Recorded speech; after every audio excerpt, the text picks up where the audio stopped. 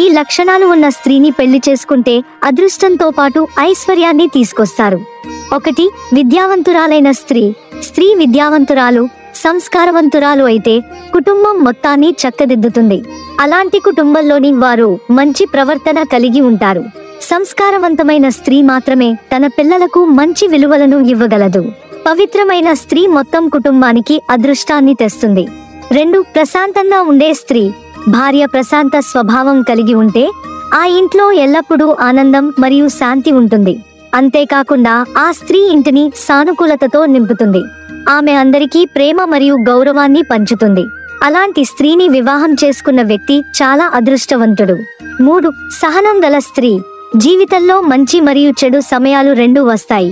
కానీ భార్య ఓపికగా మరియు తెలివిగా వ్యవహరిస్తే భర్తను కష్టాల నుండి బయటపడేసే స్త్రీని పెళ్లి చేసుకుంటే అదృష్టంతో పాటు ఐశ్వర్యాన్ని తీసుకొస్తారు.